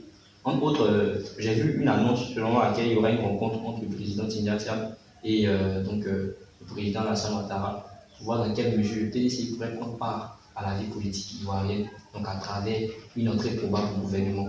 Ah bon? Je me dis que c'est aussi une manière pour le PDCI de vouloir vivre politiquement. De vouloir vivre politiquement. Parce que vous savez, en politique, il y a ce qu'on appelle la survie politique. Il y a ce qu'on appelle la survie politique. Il ne faut pas mourir politiquement. Et là, nous avons des partis qui, s'ils ne font pas attention, risquent de mourir politiquement. Vous avez même vu, il y a une déclaration, pas plus tard qu'hier, donc d'un porte-parole du PPACI, qui a affirmé qu'il reconnaissait la victoire du président Alassane Ouattara. Il a dit, entre autres, que nous sommes devant les faits accomplis. Donc actuellement, il voit même la possibilité de collaborer avec le gouvernement en place. Donc c'est pour vous dire que la politique, c'est une danse. C'est une danse. Et lorsque les tam-tams changent de rythme, il faut également changer la cadence de la danse. Donc aujourd'hui, nous avons des partis. Non, mais ça veut dire qu'un jeune qui veut s'intéresser à la politique ne doit pas avoir de convictions, à vous entendre. Il y a des convictions pour rester au PDCI. C'est pas parce que mon parti a fait 30 ans dans l'opposition que demain je vais dire non, je vais aller au RHDP qui est au pouvoir. Non, ça ne veut pas dire parce ça. Que ça veut dire que la politique, c'est la gestion de la cité. C'est un jeu, quoi. La gestion des hommes. Ce n'est pas un jeu, en fait. Mais c'est la gestion des hommes. Et l'homme est un être qui, par nature, est versatile. N'est pas un être qui est fixe, qui change de tempérament. Donc, la politique, c'est de savoir aussi s'arranger de telle sorte qu'on puisse manier tous ces éléments. Est-ce que vous comprenez? Aujourd'hui, le PDG ne dit pas qu'on rentre au RHGP. Ils disent qu'on collabore avec vous. Le PPAC ne dit pas qu'on rentre au RHGP. Ils disent qu'on essaie de collaborer avec vous. Et moi, je pense que si ça essaie de collaborer, c'est aussi pour le bien des Ivoiriens. Pour permettre qu'il y ait des tensions apaisées. Ce n'est pas pour permettre que la tension soit apaisée. Mais collaborer comment? C'est quelle manière de collaborer ça? Parce que, en fait, pourquoi je dis ça?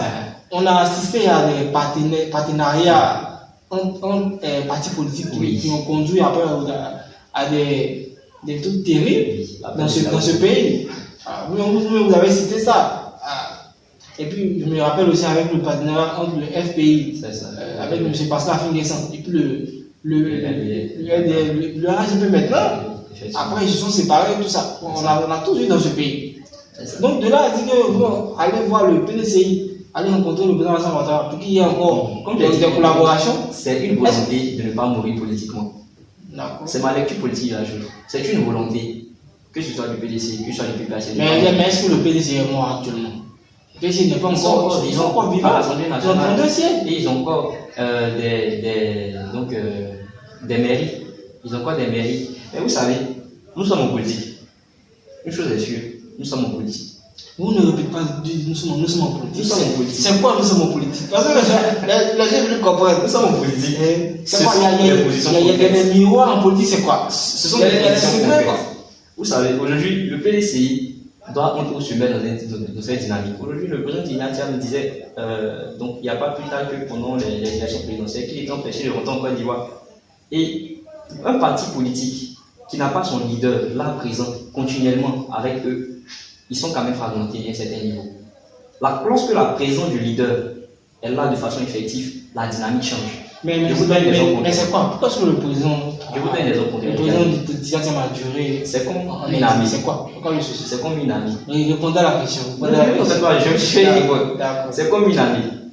Lorsque le roi est là, il est présent dans la bataille, la dynamique des hommes change.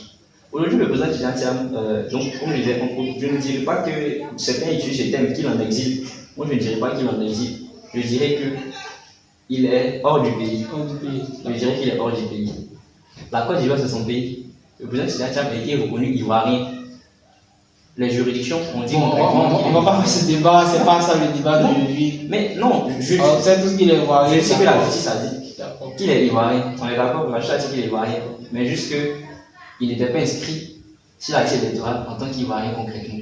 Mais bon, je pense que c'est pas ça le débat. D'accord. Donc, moi, je vais juste demander qu'est-ce qui a fait aujourd'hui les partis. Moi, je pense que ça maintenant, il n'est pas encore. C'est une contexte politique. Et là, je vais répéter les mots du président Ignatia, qui a dit lui-même concrètement qu'il a eu des menaces de mort.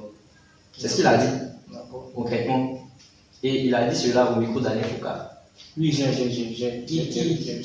qu'il a reçu des menaces de mort. Donc je pense que c'est un souci de peur pour son intégrité physique.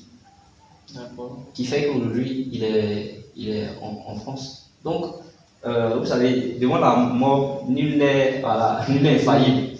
Donc certainement, il reste un être humain qui a des gens qui aujourd'hui sont là et qui ont besoin de lui. Donc, c'est un peu l'explication du fait qu'il est hors du pays actuellement. Sinon, je ne pense pas que, à part ça, c'est son pays. D'accord, ok, c'est bien noté. Est-ce que vous pensez qu'aujourd'hui, le gouvernement actuel, le RHDP, pourra-t-il proposer des lois assez contraignantes pour la bonne stabilité et le progrès du pays? Des lois contraignantes, le RHDP, l'Assemblée nationale, le RHDP. Bon, je dirais, puisqu'ils sont majoritaires. Donc je suis allé. Bon, moi, je reste dans ce qui est là. Je dirais l'Assemblée nationale. C'est l'Assemblée nationale qui. Bon, non, Si ça vient du RHDP, bon. Après, vous pouvez me dire le gouvernement. Parce que les gens du RHDP refusent qu'on confonde le RHDP au gouvernement. Ils disent que dans le RHDP, ce n'est pas le gouvernement, il y a le gouvernement. Pourtant, on voit qu'au niveau du gouvernement, c'est généralement plus des gens du RHDP qui y sont. Non, mais vu que le président, il est président de la République, il est président du RHDP. C'est pourquoi, en fait, on est obligé de faire ça. Parce que c'est pas notre faute. Voilà. Donc, désolé si voilà. On n'a pas le choix. Je comprends très bien. C'est un fait. Aujourd'hui, si il peut y avoir des lois concrètes venant soit du gouvernement ou même de l'Assemblée nationale, je dirais oui. Vous savez, les députés que nous avons à l'Assemblée nationale sont des gens qui ont des familles en Côte d'Ivoire, qui ont de la famille. Et je ne pense pas qu'ils pourront voter des lois qui puissent aller à l'encontre des Ivoiriens. Ce ne sont pas des gens qui aiment les Ivoiriens, je dirais concrètement.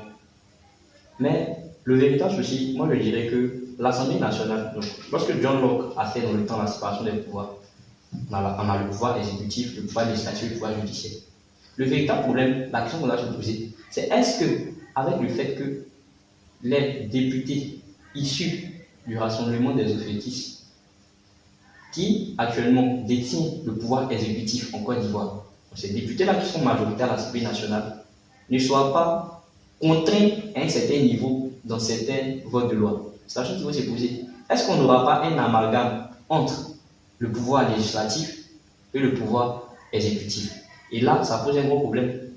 Parce que le pouvoir législatif est entre autres un arbitre. Alors imaginez, deux équipes jouent et l'arbitre est dans le camp d'une équipe. On est déséquilibré en fait. Donc aujourd'hui, le véritable problème qu'il faut se poser, c'est est-ce que ces députés-là pourront vraiment être indépendants vis-à-vis du RHGP, pourront véritablement être indépendants vis-à-vis du gouvernement? C'est ça la question qu'il faut se poser. Parce que un des rôles forts de ces députés, c'est de contrôler l'action du gouvernement. Mais si je suis issu de ce groupement-là, est-ce que je contrôle véritablement l'action? Est-ce que je pourrais vraiment, lorsqu'il y a des éléments sur lesquels il faut statuer, dire non, je ne suis pas d'accord? On est devant les faits. On est devant les faits. C'est ça la question à se poser. Parce que je parlais tout à l'heure du devoir d'ingratitude. Ces députés-là qui sont élus, on est d'accord que c'est sous proposition du comité directeur du RHGP que un candidat RHGP est désigné pour aller à des élections. Effectivement. Donc, ce sont eux qui le désignent. Souvent même, ce sont eux qui financent les élections. On allait en venir par rapport au financement. On allait en venir. Donc, vous voyez. Vous m'avez pris à l'assaut. Bon, c'est pas bien grave. Donc, parlons du financement. On a tous compris. J'allais poser la question. Bon, je ne sais pas s'il y a une loi qui met une directive par rapport au financement accordé pendant les élections en Côte d'Ivoire. Est-ce qu'on a un quota ou un minimum qu'il ne faut pas dépasser? Par exemple, si c'est les élections présidentielles, on dit bon, vous avez droit à 50 millions pour les élections. Vous n'avez pas droit à dépasser les 50 millions. Pour ne pas que celui qui est indépendant, qui n'a pas cette somme, qui a peut-être un budget de 10 millions pour sa campagne, ne se retrouve pas biaisé parce que vous avez contribué financièrement d'une somme assez colossale qui a fait que vous avez battu le candidat indépendant. Donc j'aimerais savoir, est-ce qu'il y a des lois en Côte d'Ivoire qui stipulent ou bien qui mettent, je dirais, un frein ou bien un minimum je dirais, de stagnation pour les différentes élections en Côte d'Ivoire? Ce n'est pas que le candidat indépendant soit un peu biaisé par rapport à l'autre. Effectivement, il y a des financements. Il y a des financements qui sont faits au niveau des partis politiques. Mais je crois qu'il y a un minimum qu'il ne faut pas dépasser, non? Ou bien? Au niveau des financements, effectivement, il y a une limite. Maintenant, tout dépend. Regardez par exemple les présidentielles. Vous êtes d'accord avec moi que lorsqu'un candidat va au présidentiel, qui paie la caution, c'est de 50 millions. Donc après, perçoit un financement. Il y a certains candidats, pendant les élections passées d'octobre, donc 2018, sont pleins, n'ont pas reçu de financement, alors qu'ils devaient normalement recevoir. Donc on va faire les élections sous fonds propres. On a entendu ça ici. On est d'accord. Pendant les législatives, vous savez même que les partis politiques qui ont des députés à l'Assemblée nationale sont financés, non? Effectivement. Les partis politiques qui ont des députés à l'Assemblée nationale sont financés. Donc effectivement, il y a des dispositions de financement qui sont mises en place. Mais de façon concrète, j'ai parlé tout à l'heure du cas des candidats au présidentiel qui devaient avoir leur financement et qui n'ont pas été financés. Donc, est-ce que ces partis politiques sont véritablement financés, même ayant des députés à l'Assemblée nationale? Il y a ces partis politiques qui s'en prennent souvent, comme je le disais, en évite des styles contemporains. Mais disons les choses concrètement, les financements qui doivent être attribués à certains candidats ou encore à certains groupements politiques ne sont pas faits concrètement. Sinon, il y a bel et bien des dispositions qui sont mises en place pour cela, afin qu'il y ait des financements à ce niveau. Et ce financement doit être assuré par qui? Par le gouvernement de l'État de Côte d'Ivoire. Est-ce qu'il y a des limites budgétaires des campagnes? Et vous ne devez pas dépasser ce budget-là? En fait, bien sûr, il y a des limites budgétaires. Non, mais je on peux peut aller à qu'il y a des campagnes. Effectivement. C'est quand bon, je vais laisser les milliards, mais franchement. Et les indépendants, c'est ce qui fait que souvent les indépendants. Moi, c'est ma lecture. Je pense que souvent, c'est ce qui fait que les indépendants perdent aussi les élections. Tout à l'heure, je vous parlais de financement au niveau des jeunes et des femmes. C'est pas pour rien. Disons les choses concrètement, le financement est très important dans le fait de battre une campagne.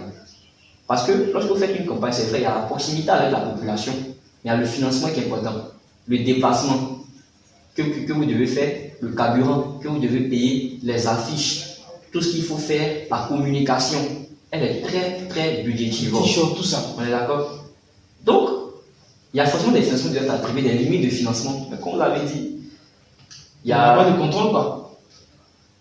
Moi, depuis je suis assis ici devant vous, M. Yakouni, c'est ce que je vous dis depuis. Le véritable problème, c'est le contrôle. Les lois sont votées. Les lois sont votées. Les lois existent. Il y a tellement de lois que nous-mêmes, je parler comme les Ivoiriens, on est fatigués des lois. Nous sommes fatigués, on vote jusqu'à... Nous sommes fatigués. Mais est-ce que ces lois sont mises en application? Est-ce qu'il y a un contrôle effectif qui est fait au niveau de ces lois-là? C'est ça le véritable problème dans lequel l'Ivoirien est aujourd'hui. Et c'est ce qui fait que il y a à la fin un souci de confiance. Ah, d'accord. Parce que l'Ivoirien qui voit que, on a des lois, mais quand il regarde dans l'exécution concrète de la chose, la loi n'est pas bien contrôlée, elle n'est pas bien réglementée. À la fin, il se dit que non, il n'y a plus de confiance. Et c'est ce qui donne la libre entrée à la corruption. Ok. Ce sont les problèmes naturels de la Donc, chose. en gros, le gros, c'est le contrôle. Effectivement. Si on a un bon contrôle, franchement, je pense que Il faut un véritable contrôle tout le et monde une pourrait être véritable à l'aise. transparence.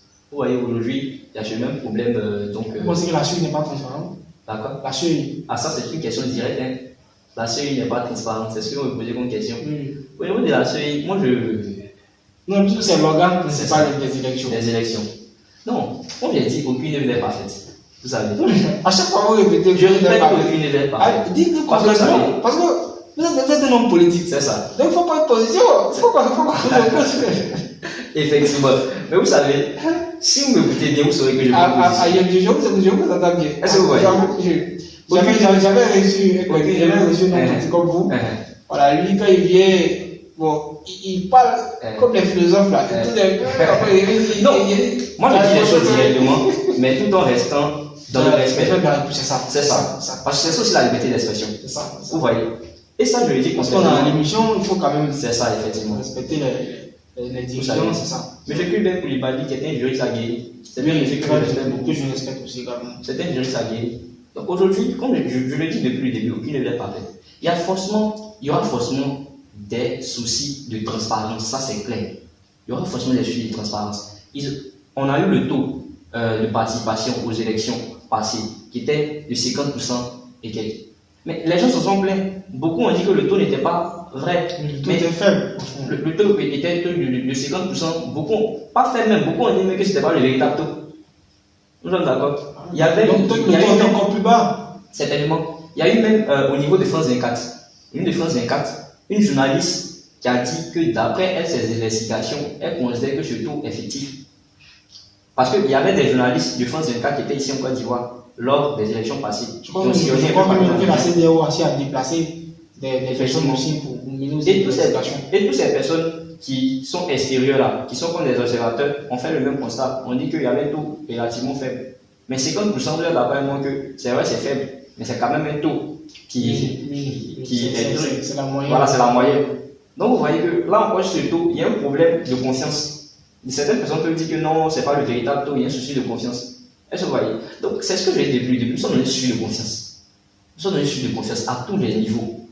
Au niveau de notre pays aujourd'hui, à tous les niveaux, il y a un souci de confiance. Non, les jeunes n'ont plus confiance. Pour la majeure partie des jeunes aujourd'hui. Quand on regarde les statistiques, selon les informations, je crois que c'est les jeunes qui n'ont pas voté. Ce sont les adultes qui sont allés voter. La plupart des jeunes aujourd'hui ne votent plus, ne s'intéressent plus au vote. Le jeune aujourd'hui se dit que le vote n'a pas de portée. Pourtant, le vote, il est important. Il est très important. Il y a certains pays où le vote est obligatoire. Justement, est-ce que vous pensez que le vote doit être obligatoire en Côte d'Ivoire? Moi, je le pense. C'est une nécessité pour moi. Ah bon? C'est une nécessité pour moi. Mais c'est une violation de la liberté aussi. Ou bien? Vous savez, je considère que. Jamais. Je considère à ce niveau que si tu n'as pas participé à une élection, il ne faut pas en fait que tu te plaignes des retombées. Parce que ce que vous dites, c'est la même chose que votre leader, Dr. Goulou, lui dit, qu'il faut rendre le vote obligatoire. Il faut rendre le vote obligatoire pour moi. Parce que vous savez, regardez, aujourd'hui je ne participe pas à une élection. Je décide de ne pas y prendre part. Demain, le leader politique qui réussit à vaincre prend des décisions, mais elle s'applique directement à moi. Je les subis directement. Est-ce que vous voyez que si on veut bien réglementer les choses, moi je dirais que il faut réglementer les choses de telle sorte que, mais dans la liberté, dans le processus aussi de liberté d'expression, il y a le fait que si je n'ai pas participé à une élection, il faut qu'il y ait des décisions qui soient prises par ce leader, mais ça ne s'applique pas à moi aussi. C'est tout aussi la liberté. On peut aussi la liberté sous ce temps. Parce que vous êtes d'accord avec moi que lorsque je ne vote pas à une élection et que des décisions sont prises par le leader et qu'elles s'appliquent à moi, c'est aussi contraignant pour ma liberté. Je peux dire que je ne vais pas voter ou je ne vais pas participer à cette élection. Donc il ne faut pas que les deux s'appliquent à moi. Mais lorsque je ne vote pas et que des décisions sont prises, j'en subis aussi les conséquences. J'en subis directement les conséquences. D'où l'importance pour chaque Ivoirien de comprendre la nécessité du vote, d'aller aux urnes. C'est important. Donc pour ne plus rester dans nos salons à dire non, c'est pas comme ça, c'est pas comme ça. Il faut aller aux Il urnes. faut que le vote soit obligatoire pour que tout le monde puisse aller voter, pour qu'on soit concret. Moi, je suis de ceux qui pensent que tout s'obtient par la voie des urnes. Nous avons quitté l'ère de la barbarie, nous ne sommes plus des Cro-Magnons. Nous sommes aujourd'hui en France, il y a un thème qu'ils utilisent très souvent, le mot suffragance. Aujourd'hui, il y a des Donc l'homme du suffrage. En Côte d'Ivoire. Donc il faut qu'on soit capable d'aller aux élections. Il faut qu'on soit capable de galvaniser nos amis. Il faut qu'ils comprennent l'importance du vote. Aujourd'hui, il y a plus de jeunes qui comprennent. Et moi, je le dis, avec le temps, les choses évolueront. Donc je suis confiant, je garde foi. D'accord, merci monsieur Jean Abel. C'était un plaisir de vous recevoir à l'émission. Je pense qu'on a beaucoup échangé sur la question des législateurs, du Parlement ivoirien. Est-ce que vous pensez, pour la dernière question, le Parlement aujourd'hui actuel sera donné une continuité ou bien on aura peut-être un renouvellement de l'organigramme du Parlement? Est-ce qu'on aura des débats qui seront filmés, tout le monde pourra regarder, ou bien on sera toujours dans le même carnaval là, où les choses ne s'améliorent pas, mais ça reste toujours, je dirais, assez ascendant. Qu'est-ce que vous pensez? Quelle lecture vous faites? Aujourd'hui, la lecture concrète que je fais est la suivante. Nous avons... Parce que le président a dit que son mandat, c'est pour une transition générationnelle. Et on a tous vu ça. Il a dit qu'il y aurait une transition générationnelle. Donc, allez-y. Aujourd'hui, on parle du mandat du président de la République ou bien je m'étale sur les deux? Non, je pense qu'il a dit dans son allocution, dans son discours, pardon, je dirais le 31 décembre, que son mandat, il y a aussi la question de la transition générationnelle. C'est ça. Donc, vu que le RHDP est majoritaire à l'Assemblée nationale, on suppose qu'avec les lois qui vont aller là-bas à l'Assemblée nationale, il est aussi président de son parti. C'est ça. Donc il va dire à ses députés que moi je propose que ça soit comme ça, comme ça. Voici ce qu'on propose. C'est ça. Et c'est les députés qui vont répondre. Est-ce que vous pensez qu'aujourd'hui, on sera dans une bonne dynamique ou on sera encore dans une continuité? C'est quoi votre lecture? De façon concrète, je dirais qu'aujourd'hui, nous avons une nouvelle présidence nationale. Nous avons des députés qui sont sortants et des députés qui sont entrants. Aujourd'hui, il y a une question que moi j'aurais aimé que vous posiez, je vais en venir. Vous savez, déjà, moi je pense que je ne veux pas juger trop vite, mais parce qu'on ne reconnaît donc, que la valeur d'un arbre pas par ses feuilles, mais par ses fruits. Donc moi j'attends de voir aujourd'hui ce nouveau hémicycle-là montrer ce qu'il a fait. Mais concrètement, on a un même RHDP qui est hyper dominant au niveau de l'Assemblée nationale. On a un nouveau président de l'Assemblée nationale qui est issu du RHDP. On a un même président de la République. Moi, personnellement, ça ne m'étonnerait pas de voir une continuité. Ça ne m'étonnerait pas de voir une continuité. Mais comme j'ai dit, je ne veux pas être sceptique. Je crois que les choses peuvent changer, qu'il peut y avoir une amélioration, qu'il peut y avoir une véritable ouverture de l'Assemblée nationale aux citoyens. Parce que vous savez, le citoyen n'est pas encore rentré dans la vie politique en Côte d'Ivoire. Ah bon? Le citoyen n'est pas encore rentré dans la vie politique. Nous sommes toujours dans un système qui se pérennise. Lisez Gilbert Doho. Lorsque Gilbert Doho écrit Le fondement des États autocratiques, il explique clairement que nous sommes encore dans une continuité coloniale où nous avons un paravent, où de l'autre côté, on a ce qu'on appelle les évolués, donc qui sont aujourd'hui la classe dirigeante, et de l'autre côté, les indigènes qui sont aujourd'hui le peuple. Le peuple a un très faible pouvoir de décision ici en Côte d'Ivoire.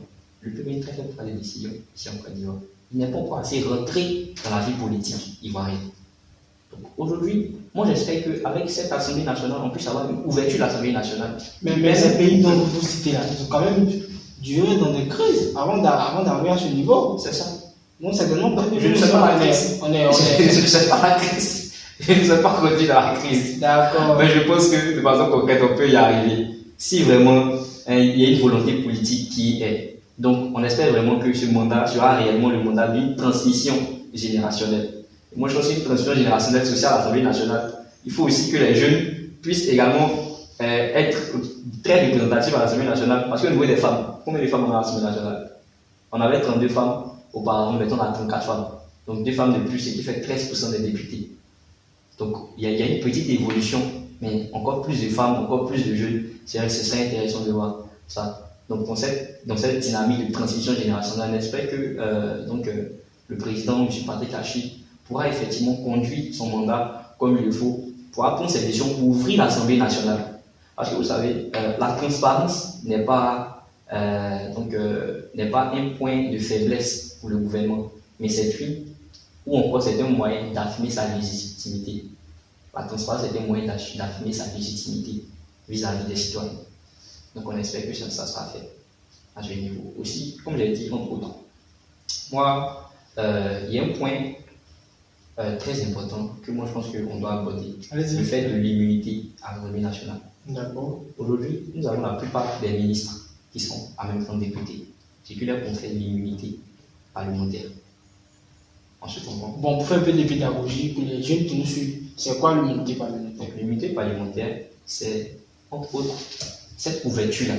Je vais dire cette ouverture, ou encore cette ouverture qui donne aux députés la qualité de ne pas avoir certaines poursuites judiciaires. Ok. Est-ce que vous voyez un peu? Regardez, le président de la République dispose d'une immunité du fait de son titre de président parce qu'il a été élu par les populations. Je comprends. Le député aussi est élu par les populations, il dispose d'une certaine immunité. Est-ce que vous voyez un peu? Donc certaines poursuites ne peuvent pas l'atteindre. Est-ce qu'on se comprend? Donc aujourd'hui, nous avons toutes les classes dirigeantes du gouvernement, donc ministres et autres, qui aujourd'hui disposent de cette couverture-là. Ça crée un problème de confiance aussi. Dans le sens où, lorsque le ministre poserait une action, il sera difficile pour un citoyen lambda de le poursuivre en justice. Moi j'aimerais bien voir ici en Côte d'Ivoire un ministre démissionné. Ah bon? Moi j'aimerais bien voir ça. Un ministre qui est critiqué dans sa gouvernance démissionné. C'est des choses qu'on voit dans les grandes démocraties. Effectivement. En Chine, en France, on a les premiers ministres qui ont démissionné, Gabriel Attal et autres, François Bayrou, qui était même limogé à l'Assemblée nationale devant tous les députés après son vote de confiance. C'est ça, les grandes démocraties. Moi, j'aimerais bien voir un député, ou je dirais plutôt un ministre ici en Côte d'Ivoire. Je pense que là-bas, est-ce qu'il y a une amalgame? Là-bas, dans leur constitution, je pense qu'ils ont des tests qui exigent, je dirais au gouvernement, cas où il y a des soucis que le gouvernement n'est pas, le peuple n'est pas d'accord, qui peuvent dire au Parlement, dire au Premier ministre de démissionner. Je vous demande de faire une chose. Prenez la constitution de la République française. Prenez notre constitution. Vous verrez que notre constitution est en haute qualité à celle de la République française.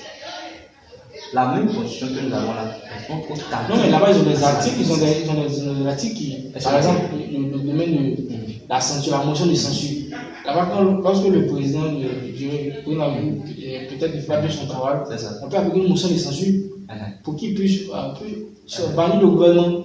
Vous savez que cette motion de censure peut être aussi appliquée en Côte d'Ivoire. Mais est-ce que c'est dans le texte? C'est pas dans le texte. Mais vous savez qu'elle peut être appliquée. Vous savez qu'on peut démettre le président de la République. Bon, ça peut passer par une loi. Nationale. Effectivement, ça je sais quoi. Mais est-ce que c'est l'Assemblée nationale que vous pouvez démettre le président de la République? Bon, le parti majoritaire. C'est la question de se poser en fait. Et au RHDP sont majoritaires. François Bayrou, premier ministre de la République de France, après un vote de confiance, a été démis à l'Assemblée nationale. Vous pensez qu'un premier ministre ici en Côte d'Ivoire peut être démis à l'Assemblée nationale? C'est ça le problème de confiance. Non, mais là-bas, je crois que le président français, il n'est pas majoritaire à l'Assemblée nationale. Effectivement. Donc il y a un déséquilibre qui fait qu'à chaque fois qu'il y a des premiers ministres. Pourquoi lorsque le président n'est pas majoritaire, on parle de déséquilibre? Non, mais il y a un problème. Pourquoi on parle de déséquilibre? C'est pas un déséquilibre. C'est d'accord. Il n'est pas majoritaire. Donc c'est pas un déséquilibre en fait. De même que lorsqu'il est majoritaire, on va pas parler de déséquilibre. Parce que vous savez, le pouvoir, la politique, c'est la lutte du pouvoir. Moi, je n'en veux pas. D'autres disent que non, pourquoi le RHDP est majoritaire? Moi, je ne veux pas le RHDP est majoritaire. La politique, c'est la lutte du pouvoir. Le RHDP va à des élections, il va chercher des sièges. C'est à vous autres opposants de le contrecarrer, de mettre en place des stratégies pour le contrecarrer. Donc, s'il est majoritaire, on est devant les faits. La gagne, c'est tout. On est devant les faits. Ce sont des votes. On est devant les faits. Donc concrètement, c'est à vous en fait de mettre en place des solutions pour le contrecarrer. C'est pourquoi il faut motiver les 4 millions d'électeurs qui ne vont plus aux élections d'aller aussi voter. Je ne vote pas. Parce que ces 4 millions là, c'est beaucoup, hein, franchement. Moi je pense qu'il faut 8 millions de corpus électoral. Je pense qu'il faut chercher à faire présentement. Je pense que ça a été normalement défini, mais présentement, il faut penser à faire une révision de la liste électorale. Une révision de la liste électorale. Est-ce que vous pensez qu'il faut enseigner les sciences politiques dans nos établissements primaires ou secondaires? C'est une évidence pour moi. Il faut susciter ça. C'est une évidence pour moi. Parce que vous entendez, vous avez dit qu'on sait tous, c'est les jeunes aujourd'hui qui ne votent pas. Alors que la plupart des jeunes, dans 18 ans, sont peut-être en seconde, en première, qui vont aller à l'université. Ces jeunes-là qui ne votent plus, qui ne votent même pas, qui ne s'intéressent même pas au vote. Si on enseigne les cours de sciences politiques dans nos établissements, peut-être à partir de la seconde, on commence à leur donner des notions, on met des coefficients là-dessus. Ça va permettre aussi à ces jeunes de comprendre la politique. C'est très important. Aujourd'hui, vous avez des jeunes, vous avez une jeunesse qui a une faible culture politique. Quand il fait culture politique, c'est à l'université seulement qu'on enseigne les sciences politiques. Et puis c'est quand tu choisis même d'aller là-bas. Effectivement. Si tu n'avais pas d'intérêt, tu n'as jamais dit toute ta vie même un bouquin de on va pas te donner ça. Comment est-ce que tu arrives à rentrer dans la vie politique de ton pays? Effectivement. Ah, c'est fait dans une grande démocratie. Hein. C'est ça. Au Sénégal, ça se fait. On enseigne les cours de sciences politiques. Parce que c'est nécessaire. Moi c'est un peu ma conception des choses. Quand aujourd'hui, je vois dans des écoles où on enseigne encore la guerre mondiale, tout ça, c'est encore très bien. Qu'est-ce qu'on a découvert l'Amérique? Ça, c'est des choses qui datent. C'est très bien. Pas longtemps. Mais il faut enseigner aux jeunes aujourd'hui l'histoire réelle de son pays. Comment arriver à développer son pays? Quand on fait les pays comme la Corée du Nord, la Corée du Nord n'enseigne pas l'histoire des autres pays. Ah bon? Non, c'est l'histoire de la Corée du Nord. Il faut qu'aujourd'hui la Corée du Nord soit plus nationaliste. Il faut qu'on crée des nationalistes, des Ivoiriens qui sont fans de leur pays, des Ivoiriens qui aiment véritablement leur pays, qui sont patriotes concrètement.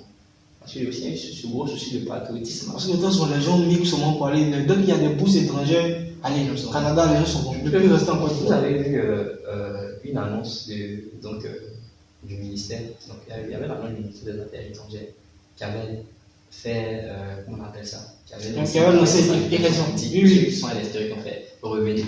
Mais moi, j'ai pris le temps d'aller voir un peu les avis des différents Ivoiriens qui sont exprimés dans les commentaires. C'était vraiment étonnant.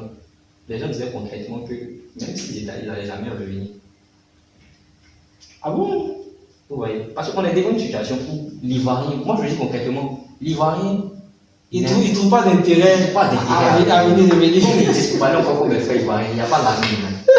Mais ça c'est vrai. Donc c'est un problème d'amour pour son pays. Non mais ça c'est vrai. Voilà. C'est un problème d'amour pour son pays. Est-ce que je suis payé à des millions là-bas, je suis à l'aise.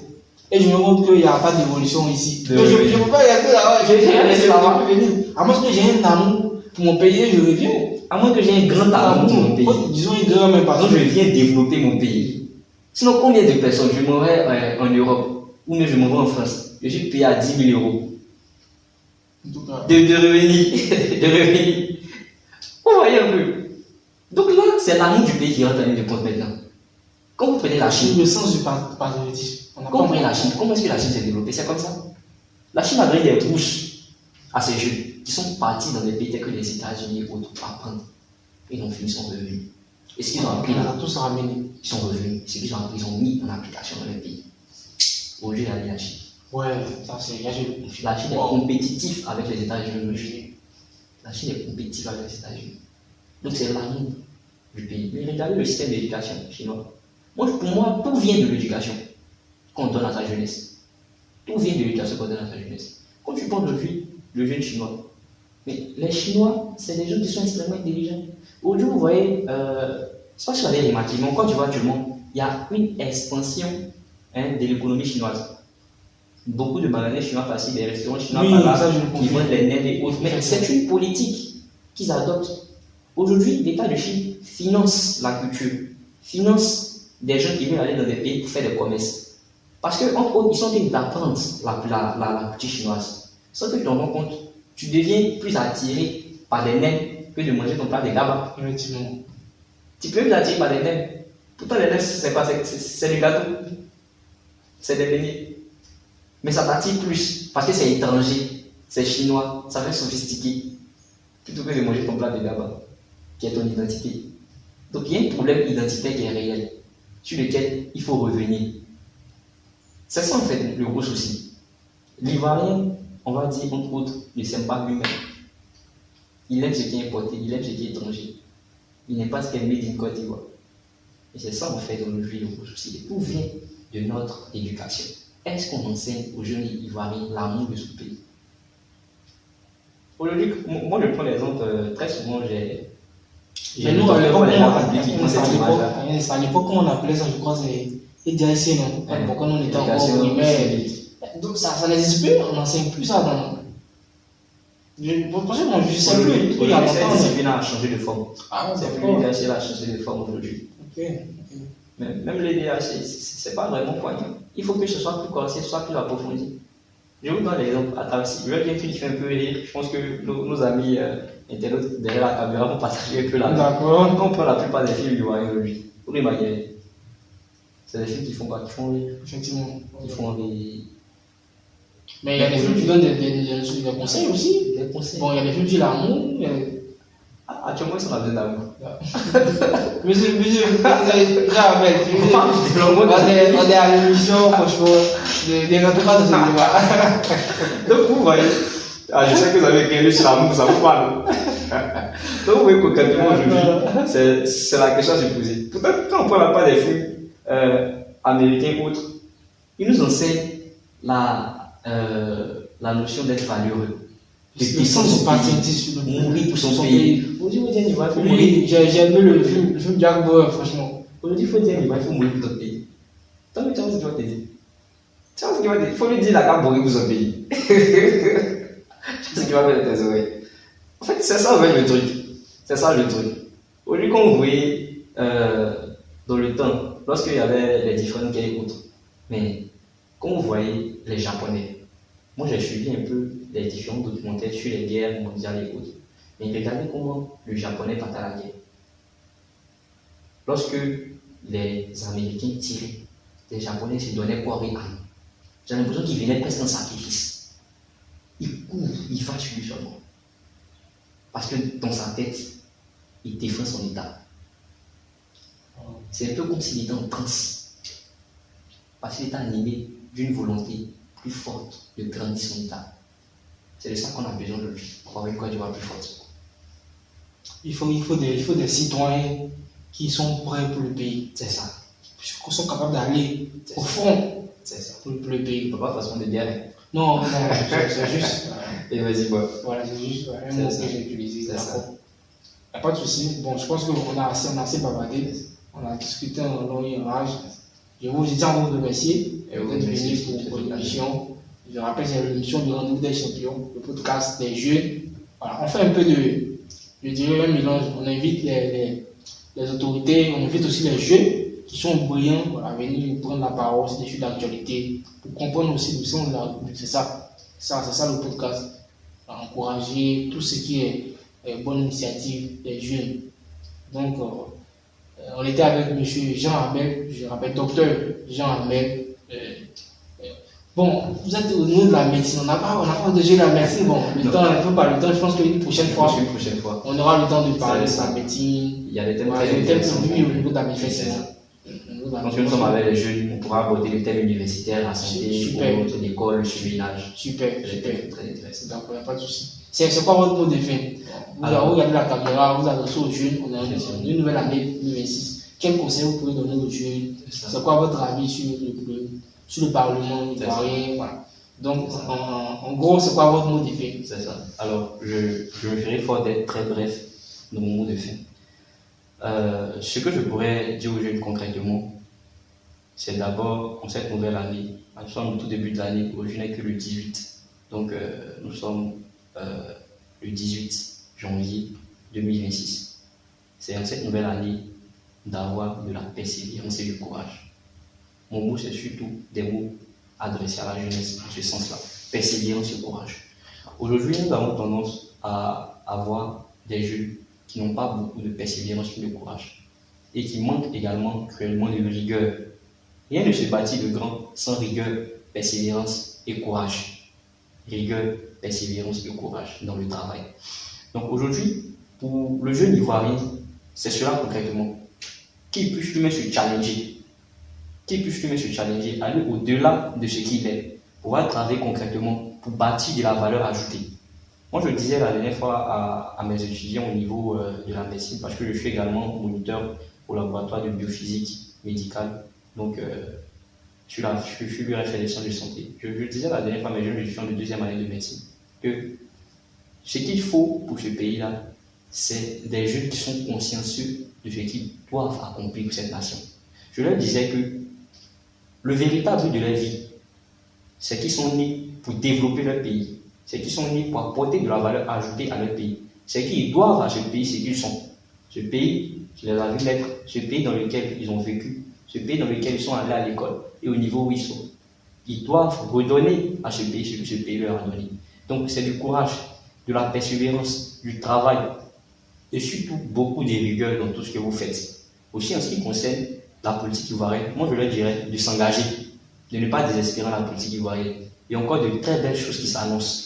Dans les années à venir, dans 10 ans, dans 15 ans, dans 20 ans, nous aurons des améliorations. Et nous aurons besoin de ces jeunes-là qui sont derrière cette caméra, qui doivent également s'engager, qui doivent également nous accompagner, qui doivent également être présents là pour mener les luttes qu'il faut, afin que la Côte d'Ivoire puisse être compétitive des autres nations, des grandes démocraties à l'étranger. Voici mon mot que je peux leur donner. Merci à M. D. Kouman Jean Ahmed, je rappelle, le président national de la jeunesse du mouvement Origine République. On était avec lui pour débattre sur le thème du nouveau Parlement ivoirien. Merci d'avoir pris part au débat. Bonne soirée à tous et on se retrouve la semaine prochaine pour d'autres émissions assez craquantes. Allez, à bientôt. Merci. Merci bien.